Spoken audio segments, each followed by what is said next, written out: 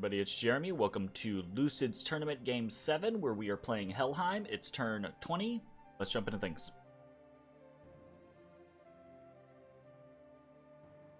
I didn't realize he had snow move. No.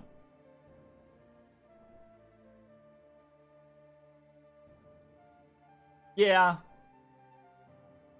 So I'd like to jump in at this point and be like, this is what separates an expert player from just a decent player or a player who understands what they're doing, right? I understand basic functionality in the game. I have a decent head for strategy, not a good head, not a good, decent. But I don't remember enough. I don't focus enough. I don't give the respect that certain things deserve in this game, and this is the result. So whenever I meet this is a little practice that I do, right? Whenever I meet a nation in Dominions, basically I do I have a notepad, right? Or it's not a notepad, it's a document online. For every game that I play, you know, that I'm like, oh, okay, I've seen Saramatia's Bliss. So I'll pop in here, and this is I know and have known that because this is not the first time that this has happened to me. This has gotten me into trouble in the past. I know that this is a bad habit that I do this way, but this is the way that my brain works, right? So whenever I'm sitting here, I'm like, okay, okay, they're blessed, they're gods here. We come in here, check their blessing. All right, let's write this down. Okay, so I will come in here when I see sacred troops being blessed. I will come in here, and I will, in my little document for each different game that I play, I'll be like, okay, Saramatia, magic weapons, decay weapons, I'll write it all down. Okay. It doesn't put inherent skills in this, and that's not the game's fault. I wish that the game did do that, but that's not the game's fault, right? I understand why only this information is here, because only this information is only the part of the bless that they have to actually be blessed with. The passive effects of the bless, they're on all the time, right? So I get why it's not here, but I wish it was, right? I wish it was, because I'm a simpleton, and my brain goes, oh, they're blessed? This is all their blessing. And I don't go, oh yeah, snow move. So, my calculations were correct. It would take 20 move to move from where they were, I think Glimmering Fields, onto Saramatia. Except it's one snow, one snow, one snow, one snow. So that's 4 snow moves. Since they ignore snow move, they are here. Let's watch the battle.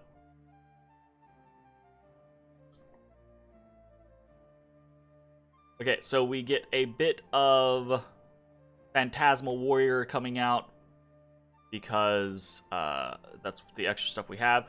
They did a little bit of imping, right? The imps came down, and they almost immediately all died, which is fine.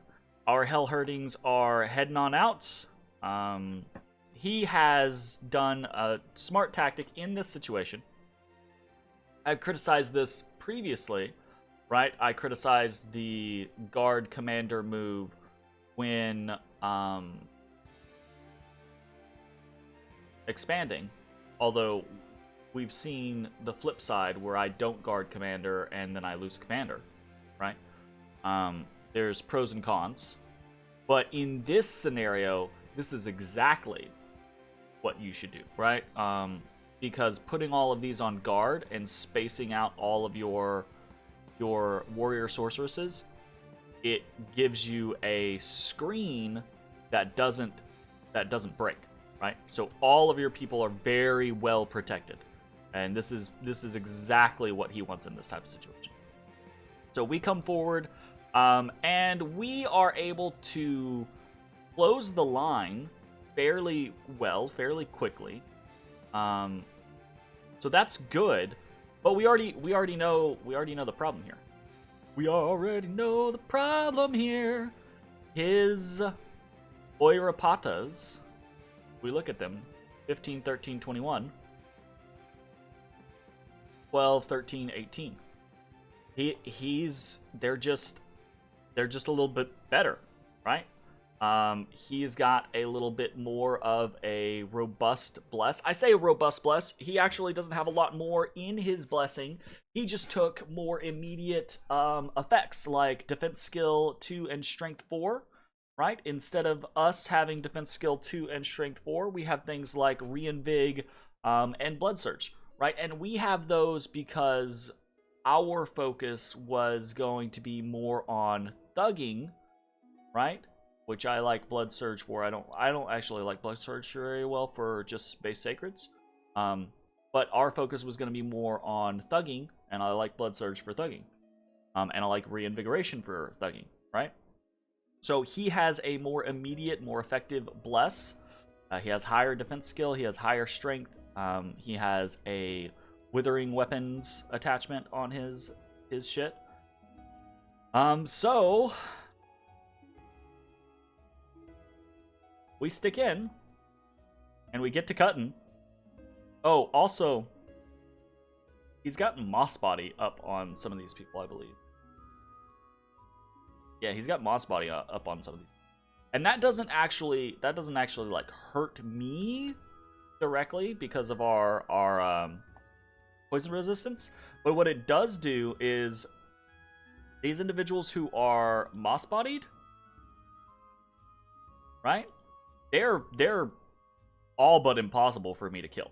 So it's an interesting scenario because you get some of these people who are moss bodied, and that means that they hold up portions of the battle. I think in the grand scheme of things, it wouldn't have mattered that much, but they are sticking points for my guys. Which is interesting. All right. And we're in. We're not. People start to break here or there. We lose a few more. Lose a few more. And eventually we just rout. Now, had I correctly calculated that, and pulled off of the capital, like left something on the capital and recruited the 2 mercenary companies that we wanted to just to the south, and then this turn headed back onto the capital, would have been a completely different situation.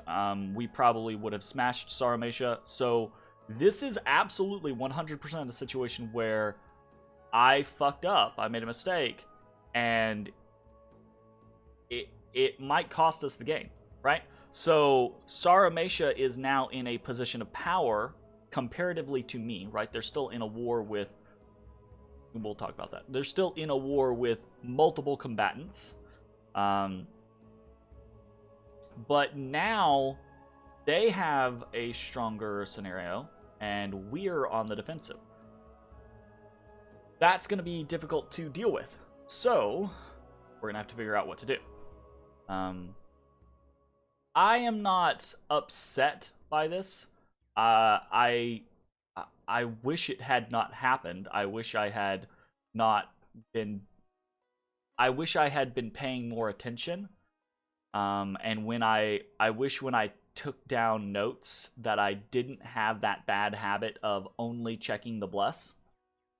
But it is what it is, right? So like, I'm not fucked up about it, but this is gonna be difficult. Like, this was, I honestly do think that so far the choices that we've made have been good choices. I think our researching has been a poor choice. We should have focused on other research goals for some different power options. But I think move-wise, strategically, we've been making good choices. This was a massive blunder, and now we're going to lose a lot of momentum from it, and that makes the game challenging. I don't know. We'll see. Fingers crossed. Okay. What else is going on in the game? We do have a proclamation from Calum for a new prophet, and we have a battle from Calum in Agartha. So let's watch this. Holy shit! I say holy shit. This is actually not really surprising at all. This is what Calum does, is just mass amounts of Spirehorn warriors, right? Spirehorn warriors are interesting in that they are very mediocre stat-wise, but they have a Ice Lance that is inherently magical. They fly, they have some resistances. These guys will get chopped to bits, but the whole point of them is the Alpha Strike. And then he actually has some Ice Clad, which are... they're really good in Icelands. Okay, so is this his prophet? It's not. This is his prophet. Oh, no, he doesn't have a prophet. Why am I saying... We just watched him prophetize. I'm like, oh, yeah, it's a prophet. Oh. Okay, and he is up against a little chunk of Agarthan. Province defense? I don't know if he gets Great Olms as province defense or not. Maybe not. Probably not. But that's a very small amount of Agarthan forces to deal with this Calum force. So let's watch. Okay. We get some mind blasting going on. We got a lesser water elemental comes out. And... take my blessing, please. Has blessed. We get some more mind burn. And goodness gracious.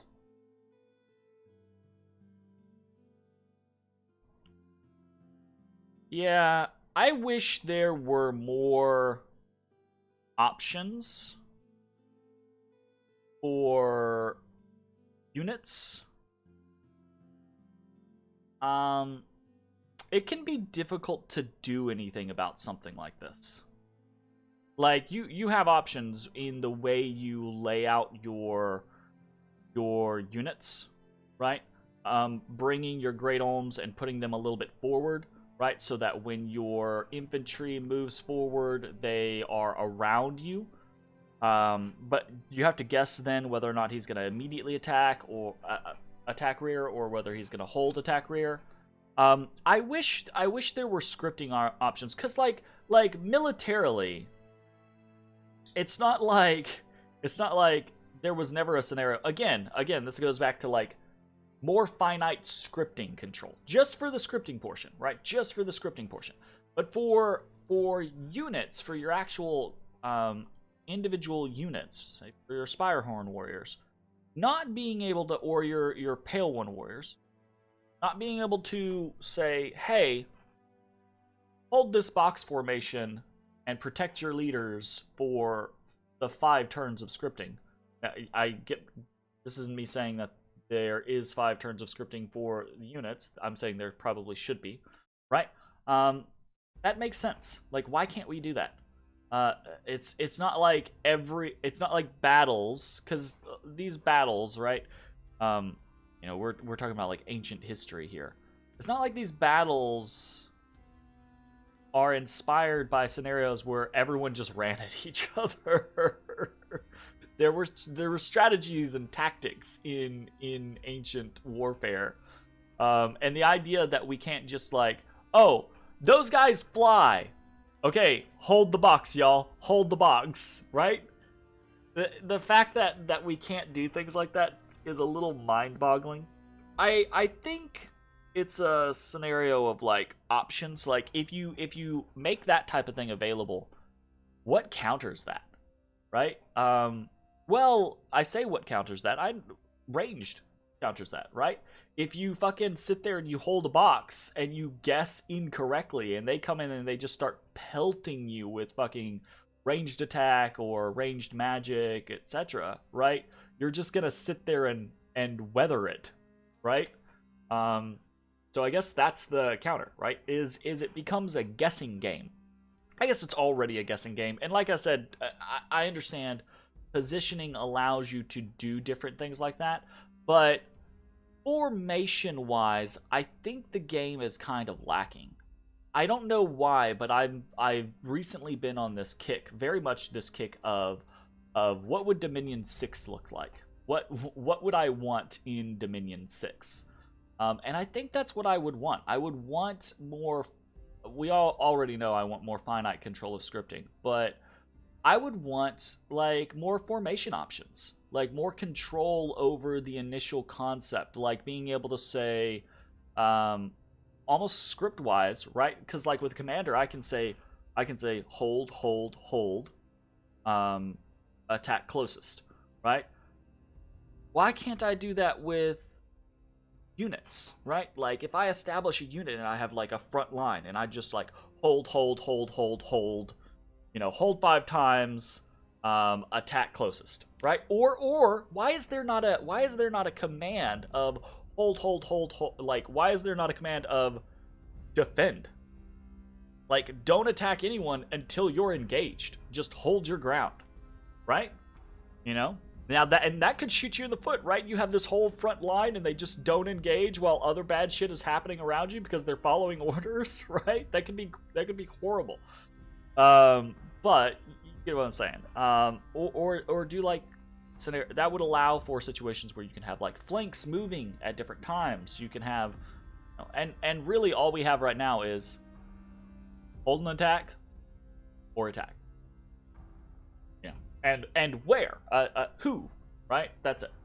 I would love to see as much control over our units as we do over our commanders. That would be crazy. That'd be great. Anyways, Calum has attacked Agartha, and this is the video of tangents. I apologize. Calum has attacked Agartha, and won. That is bad. Agartha is pretty much history.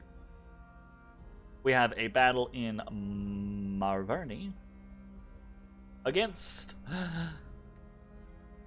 well, that's nothing. Sarmesha just did the thing that I did, right? But...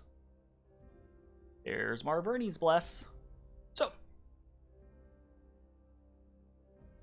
see, that, right?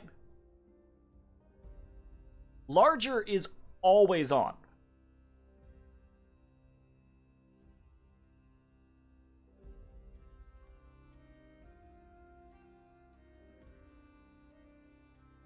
Larger is always on. Okay? It is always on. But when you bless, it shows up in the fucking bless. Okay, no, I'm not trying to be salty. I'm not trying to be salty.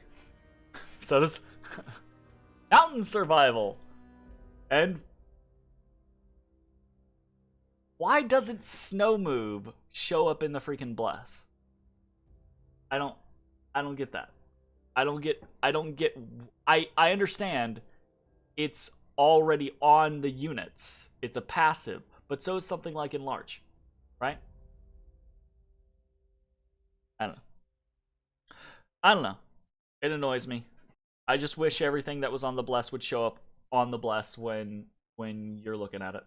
That would again, it just helps keep me from making mistakes. Because I don't have to go to multiple places to find the information. I say multiple places. I'm literally on the unit card, so it's like the same place. But my brain's only thinking of one place. Like, oh, they blessed? Check the bless. Right? What else do we got? We've got a handful of gems have been found in the shards of Broken Mirror. 4 air gems, very nice. We've got a handful of gems found in Small Stream. A handful is not one. And then we have a new famous hero. We have Hearse 7 has gained Iron Will. Okay, so Let's check this again. We lost most of our forces. We killed very few of his. Fortunately, we did kill some, right? It wasn't a complete slaughter. It was a very one-sided victory, absolutely. But it wasn't complete slaughter, i.e. he didn't, if he wants to march on me, he's going to need to march on me with a reduced force, or he's going to have to take time to do something about it. So, this is a bad loss for us, but this is not necessarily an end of the game loss for us. He's stronger than us, but he's gonna have to take time to regain. Ooh. Where you go? Ah, right.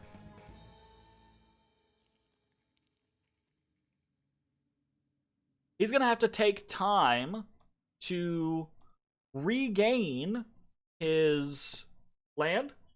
Obviously, right? Like he could do that. He could do that this turn. Break out into small raiding parties and take all of these little locations, which is what I'm anticipating he do. But doing that means that I have additional turns to fortify myself, right? It's not like we're going to be idle during this time, and Tir na Nog is not going to be idle during this time. Tir na Nog is attacking in 85 and 78 this turn. I believe their plans are to try to muster a force to take 86, and there is now a fort in 73. I wish I had just hit 73 instead of telling Abyssia to hit 73, but you win some, you lose some. So we are not out of this yet. I do, however, think that this is going to turn south for us pretty quickly. Sarmatia attempted to negotiate me out of the war, and I believe has negotiated Marverni out of the war. So Marverni is not going to be participating anymore. Marverni is in a dire straits now, because they've lost most of what they tried to take with Agartha, and Calum has taken that all back now, or back, but has taken that all now. So Calum's going to be scary. But Marverni put a lot into trying to take Agartha and has been rebuffed and is now dealing with trying to put the pieces back together. We've got to watch out. There's the possibility, right, that Marverni rebuilds and then comes after us. And because of that, we have negotiated a NAP 3 with Marverni. It's also possible. One of the ways Sarmatia was trying to negotiate me out of the war was by saying, "Look, Marverni's out of the war, and Tir na Nog is going to get attacked soon." It might be that Tir na Nog is going to get attacked by Marverni soon. I think that that's going to be a bad move, though. It's also possible, though, that Abyssia or Hinam is going to come after Tir na Nog, but I've been in discussions with Tir na Nog, and they feel safe about themselves. They have made non-aggression pacts with most of their neighbors, it seems. So should be okay. We'll see. This is going to turn into a messy war for us now that we have lost the fight on Sarmatia's capital. So we are doing a couple things. We're bringing back a lot of our miscellaneous Vanheers. We're gonna use the opportunity to site search our lands, research, etc. Our research is now kicking up to be okay, not great, but okay. This turn we are going to finish Alteration 3, which is going to help us somewhat in raiding with Vanjarls. It means we won't have to commit entire forces to raiding. Like, we won't have to have 5 Hellherdings. We can just send a Vanjarl, right?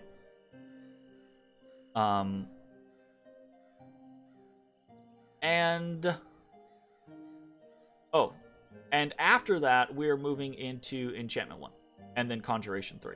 Why are we doing that? Because we need immediate power. We've been very greedy so far. We need immediate power. Enchantment 1 will gain us reanimation, which we have several death casters that we can use to cast reanimation to acquire undead legions for chaff. And then Conjuration 3 is going to be summon lesser air elementals that, again, we can use as combat power. So this is under the concept that Saramatia, because the way Saramatia has basically stated things is that they mad. They big mad. They wanted to return to pre-war borders and for me to pay them. I think not. I would rather bleed you out in a long, bloody war than to do something like that. Because what's the point, right? If we return to pre-war borders and I pay you, that doesn't afford me anything. The game basically ends. It doesn't end. Right, I can turn my attentions to Memoria or to Hinam or to something like that, right? I have other options, but it's gonna put me so far on the back foot that who the fuck cares at that point? So if I'm gonna be negotiated out of something like this, I'm gonna take something, right? You're trying to get me off your back. Like, as simple as that. And now he's trying to say, no, I'm trying to negotiate you out so that you don't die. Yeah, but I don't give a shit about dying.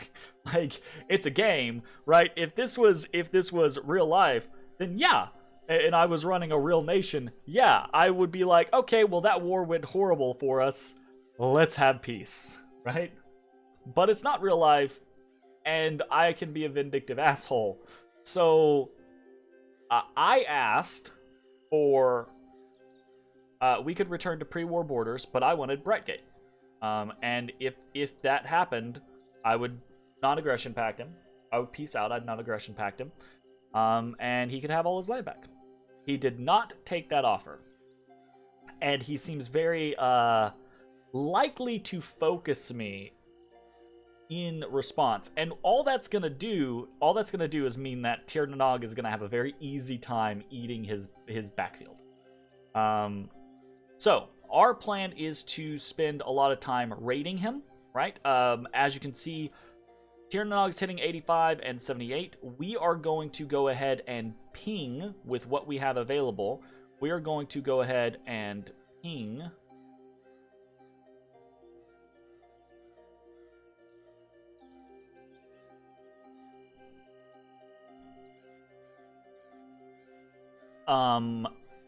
Glimmering Fields and Saramatia. If he is patrolling, we will likely lose these units. If he's not patrolling, though, if he gets greedy, we will we'll take his fucking shit. It's probably not a good idea to do the Saramatia one. What's the best province here? It's Laria. I'm just gonna patrol this province, actually, with Hearst 3.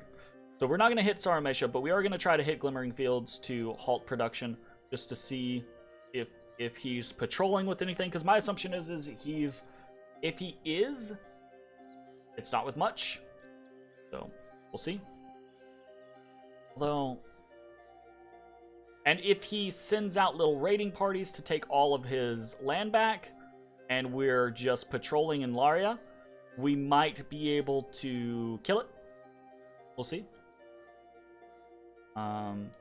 What else we are doing is basically just spending the large quantities of gold we have. So we're recruiting a bunch of Vanyarls all over the place. Vanyar. We're doing Heirdmen everywhere. We're doing Jade Maidens over here. We're doing more Hell Herdings, more Heirdmen. We're doing a Hellcarl because that gives us more options for reanimation.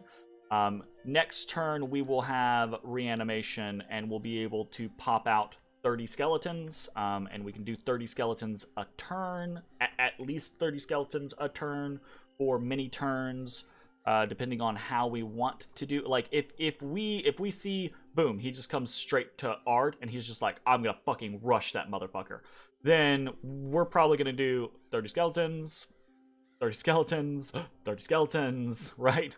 We're just gonna pump out as many skeletons as we possibly can over the course of the next few turns, and use that as chaff. We're also potentially recruiting Dante's Stingers because we have money. We're doing it at a much more reasonable bid this time around, because we didn't get either of the mercenaries last turn because we couldn't, so we got all that money back. So we actually had a shit ton of money this turn. I'm spending in pretty much every area that I can, and I still have 378 gold. So that was a rough loss, and that has made this war complicated, and it's going to be long and bloody, and we might lose in the end. Because I do think that there is some truth to Saramatia's statements, right? The concept that he is probably trying to negotiate people to attack Tirnanog. He's probably trying to negotiate people to attack me as well. I probably need to touch base with some of my neighbors. But Moria is probably going to be my easiest one to make peace with, especially since he borders the new Kalem giant. So I anticipate that Tirnanog is going to take some Saramatian stuff and then get hit. And then it's going to just be me and Saramatia. And I think, realistically, Saramatia wins in the long run. Saramatia has a better bless. Saramatia has better research potential. Really, all I have is the thug life. And I'm not set up for that yet. And the way that I've been playing the game so far is kind of a mismatch for that. I took the wrong bless for the style that I have been playing, if that makes sense. I have been playing heavily on a heavy reliance with my Hellherdings, and I didn't really take a bless that is fantastic for the Hellherdings. It's not bad, it's okay, but it's not like really supporting them and making them better. I took a bless that is better for thugging, but then I didn't focus on research, and I haven't been boosting up to the point to where I can create good thugs. So I've kind of mismatched my bless. Anyways, this video has gone on very long. That was our first big loss of the game. We're gonna have to see how it turns out. Thanks for watching. See you next time. Bye, everybody.